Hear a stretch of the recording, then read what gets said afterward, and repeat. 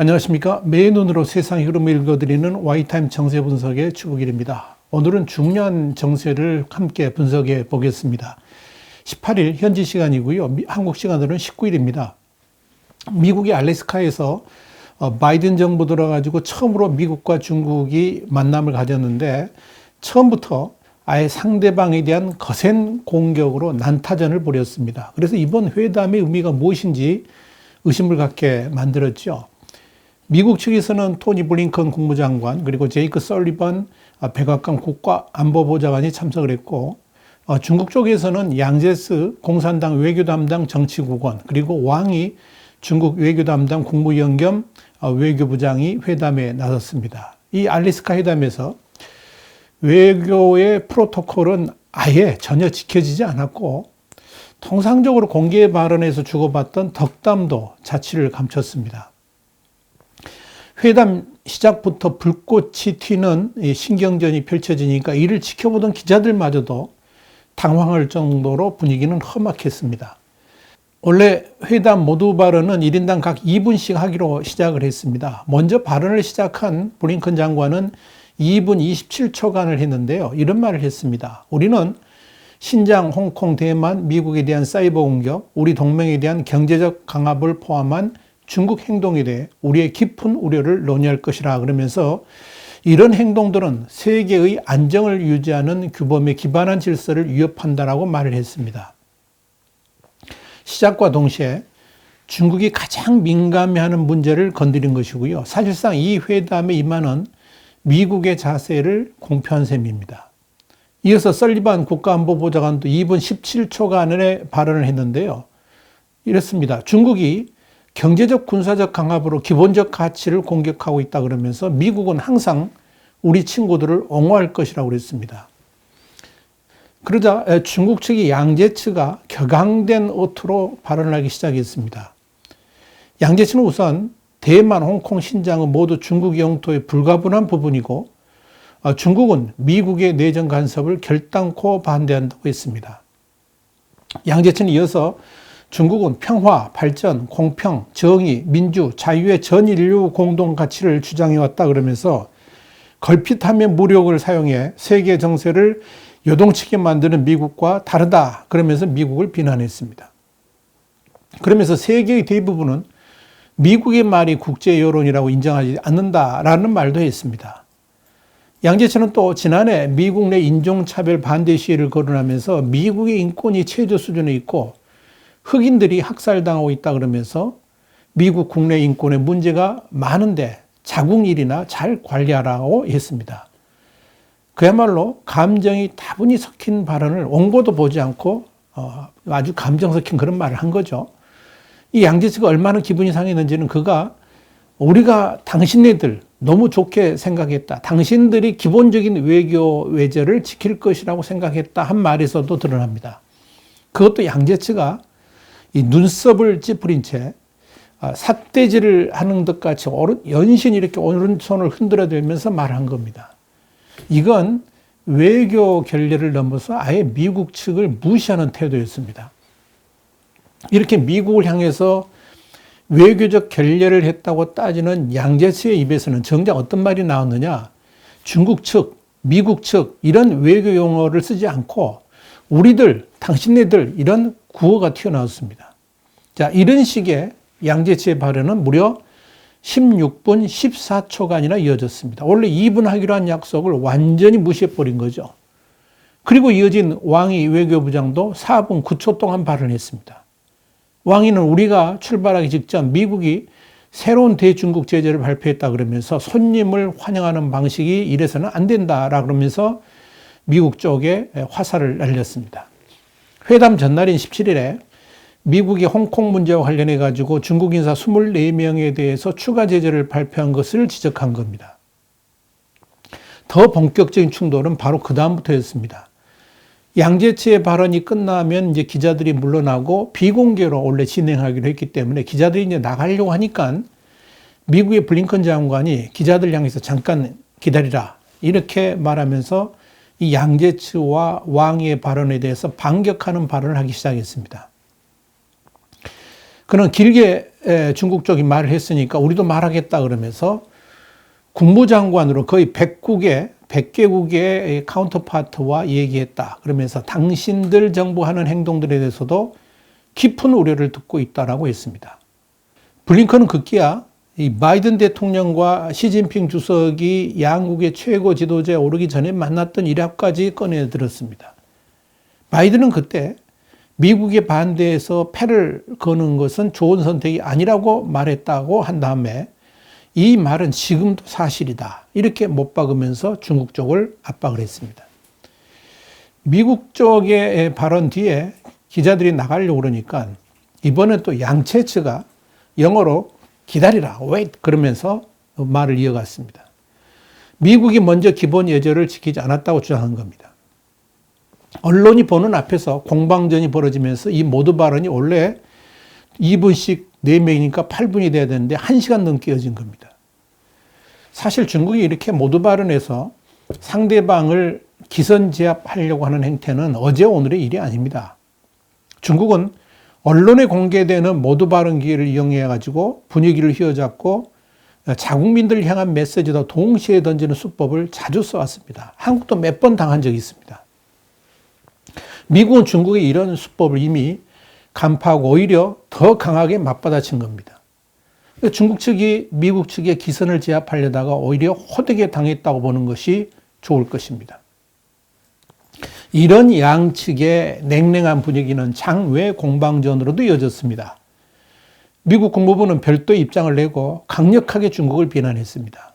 국무부는 중국이 모두 발언 시간 약속을 어긴 것을 지적하면서 우리는 원칙과 가치를 이야기하기 위해서 여기 왔는데 중국은 반대로 내용이 아닌 드라마틱한 형식, 눈길 끄는 행위에 더 의도가 있는 것 같다라고 말을 했습니다.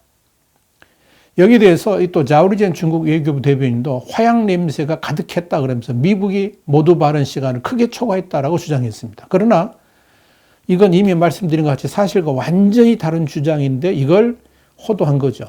시간을 초과해 발언한 것은 중국 쪽이었고 또 중국 쪽이 그렇게 시간을 오버하면서 격한 발언을 하니까 미국 쪽이 응수에 나선 거 아니겠습니까?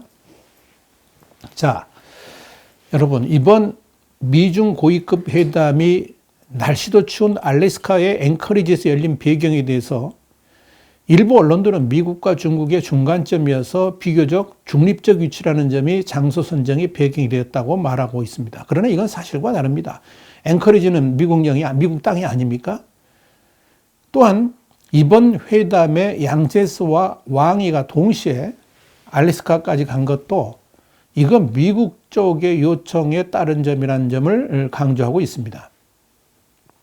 양국 간의 의견차가 큰 상황에서 미국이 먼저 초청해서 응한다는 모양새를 보여주기 위해서 앵커리지 회담에 동의했다는 겁니다. 왕이 외교부장도 첫날 회담에서 이 점을 공개적으로 강조를 했습니다. 그런데 이 홍콩에서 발행되는 사우스차이나 모닝포스트를 비롯해가지고 중국 사정에 정통한 소식통들은 이와 정반대로 중국 최대의 정치 행사인 양해가 진행되는 와중임에도 불구하고 한국과 일본을 방문하는 블링컨에게 회담 요청을 했고 결국 블링컨의 귀국길에 중간급유를 위해 기착하는 알래스카의 앵커리지에서 만나기로 미국 측이 양해를 구했다라고 전하고 있습니다. 그도 그럴 것이 이 알래스카 앵커리지는 미중 간의 고위급 회담을 열 만한 장소도 아니고요. 이제까지 알래스카에서 그런 회담을 해본 적도 없습니다. 만약 이 회담이 미국의 요청으로 진행됐다 그러면 과거 양세스하고 폼페이오가 만난 것 같이 하와이에서 만났을 겁니다. 그러나 이번 회담은 그렇게 열릴 처지가 아니었다는 것을 의미합니다.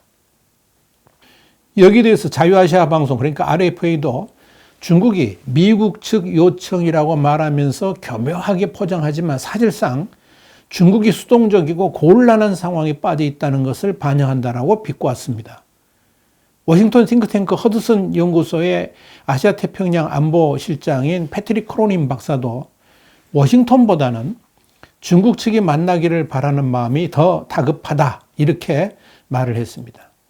크로닌 박사는 이어서 시진핑이 2022년 초 베이징 동계올림픽, 하반기 열리는 20차 당대회 같은 굵직한 의제들을 놓고 미중 관계의 리셋, 초기화를 위한 대화 공간과 시간을 모색할 것이라 이렇게 말을 했습니다.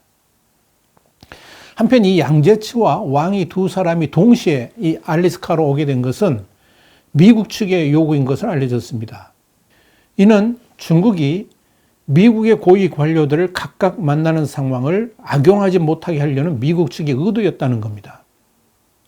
여기에 대해서 미 고위 당국자는 과거 중국은 행정부대, 특히 국무장관하고 국가안보보좌관을 이간질하려고 시도했었다 그러면서 미국은 더 이상 중국의 그런 흉계에 넘어가지 않을 것임을 분명히 했습니다.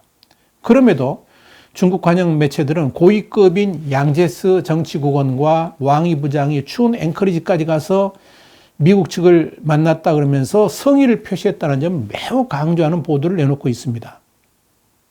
그랬는데도 미국 측이 박대에 가까운 대접을 했다 그러면서 반미 분위기를 조성하고 있는 겁니다. 한마디로 국뽕 방송을 하고 있는 거죠. 심지어 중국 CCTV는 19일 회담장으로 들어서는 왕이가 양제츠에게 식사하셨느냐 물으니까 양제츠가 컵라면 먹었다라고 답하는 영상을 내보냈습니다. 첫날 모두 발언에서 분위기가 격앙됨으로 인해 가지고 만찬이 취소된 것에 대해서 CCTV는 그렇게 호도를 하면서 마치 미국 측 때문에 식사도 제대로 하지 못했다는 점을 강조하기 위해서 그런 영상을 올린 겁니다. 회담 명칭에 대해서도 중국 측의 의도가 엿보입니다. 중국 측은 이번 알래스카 회담에 대해서 고위급 전략회의라고 부르면서 격을 높이려고 하고 있습니다만은 정작 블링컨 국무장관은 지난주 하원 외교위원회에 출석해가지고 전략대화가 아니다라고 분명하게 못을 박았습니다. 여기에 대해서 중국 해양대 해양발전연구원장인 빵중인 국제관계 전문가는 미국 측이 중국의 전략 대화 주장을 반박하는 것은 베이징이 정상화를 원한다고 해도 미중 관계가 부시 전 대통령이나 오바마 전 대통령 시대로 돌아가지 않을 것임을 암시하는 것이라고 분석을 했습니다. 그런데 말입니다. 이렇게 냉랭하다 못해가지고 험난한 회담 분위기는 사실상 예견된 것이었습니다. 미국의 행정부 고위 당국자는 16일 미국 시간인데요. 회담을 설명하는 언론 브리핑에서 그들의 문제적 행동에 대해서 우리가 매우 강경한 자세로 접근하는 데 대해 그들이 환상을 갖는 것을 원하지 않는다라고 말한 겁니다. 이 당국자는 이어서 베이징은 우리의 공개 메시지가 사적인 메시지하고는 다를 것이라는 희망이 있는 것 같은데 그 생각을 아주 일찍 불식시키는 게 중요하다 그러면서 중국은 대미 관계의 분위기를 바꾸고자 하는 열망에 대해 말해왔는데 그 점에 있어서 우리는 말이 아닌 행동을 보겠다라고 예고를 했습니다.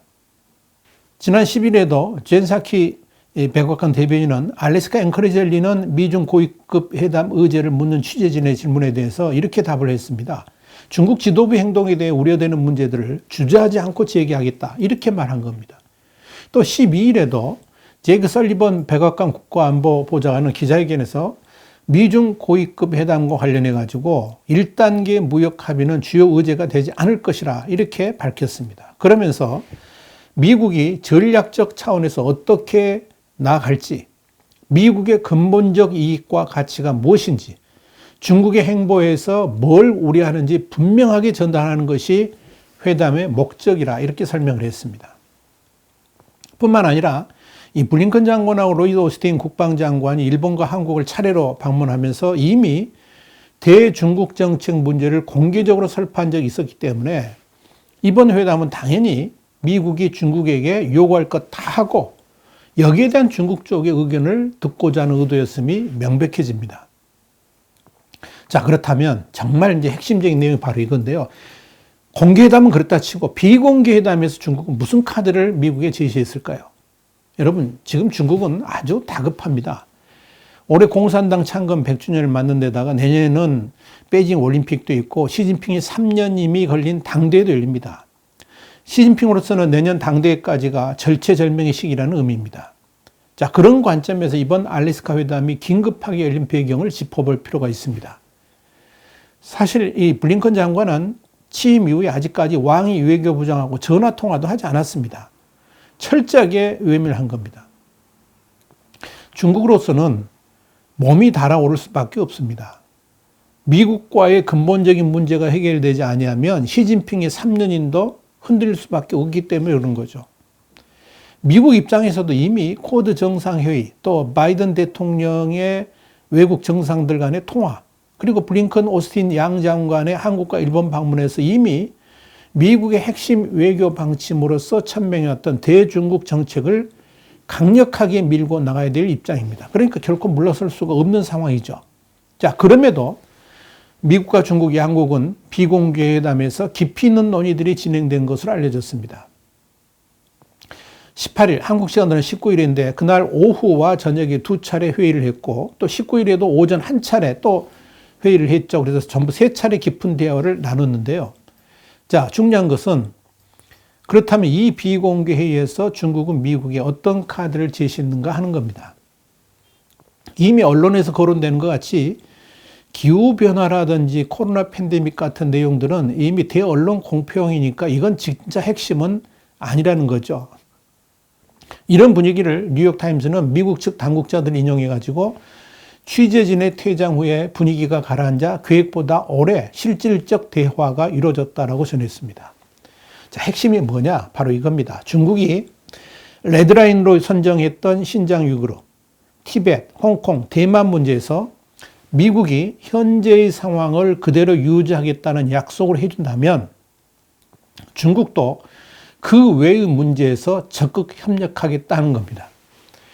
다시 말해서 대만 문제의 경우에 미국이 대만과의 국교 회복 등을 통해 가지고 독립국가로 갈 수 있도록 한다든지 신장 위구르라든지 티벳 등에 대해서 독립을 지원하면서 현재 상황을 변경하지만 않는다면 중국은 중국의 핵심 이익이 아닌 다른 분야에서 미국에 적극 협조하겠다는 시진핑의 의지를 미국에 전달했다는 겁니다.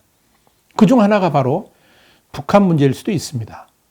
이번 미중 간 회담에서 북한 비핵화 문제가 심도 있게 거론된 배경도 바로 여기에 있습니다. 중국은 분명히 북한의 핵 보유에 대해서는 반대 입장을 천명하고 있습니다. 이건 시진핑이 오랫동안 해왔던 이야기입니다. 그래서 미국이 주도하는 북한 비핵화 작업을 지원할 수 있다는 의사를 표명한 것으로 알려집니다. 더불어서 중국도 일본이 시로 지배를 하고 있는 센카쿠 열도를 포함해가지고 대만이 지배하고 있는 동중국해와 남중국해의 섬들에 대한 공격이라든지 위협을 중단하겠다는 의사를 표명했다는 겁니다. 이런 중국의 딜이 어떻게 될지, 그러니까 이런 중국의 딜에 대해서 미국은 어떻게 반응하게 될지, 이게 이제 앞으로의 관건입니다. 이런 측면에서 중국은 시진핑의 3연임을 향한 카드를 미국에 던진 셈이고요. 미국은 중국이 이런 카드를 어떻게 수용하느냐가 앞으로의 관건이 될 겁니다. 그러나 걸림돌이 하나 있긴 합니다. 뭐냐면 미국이 중국의 제안을 받아들인다는 것은 사실상 시진핑의 3연임을 인정하는 꼴이 되기 때문에 그렇습니다. 그래서 미국은 또 다른 제안, 그러니까 역제안 개념인데 시진핑이 3연임을 반대하면서 중국 정치의 정상화를 조건으로 내세우지 않겠는가, 이런 분석도 나오는 겁니다. 자, 이런 측면에서 이 미국과 중국 간의 대화는 이제부터 본격적으로 시작이다, 이렇게 말씀드릴 수 있을 겁니다. 우리 Y타임스가 계속해서 이 미국과 중국 간의 대화 문제에 대해서 집중 분석을 해드리겠습니다. Y타임스 정세 분석이었습니다. 다음 시간에 다시 뵙겠습니다. 감사합니다.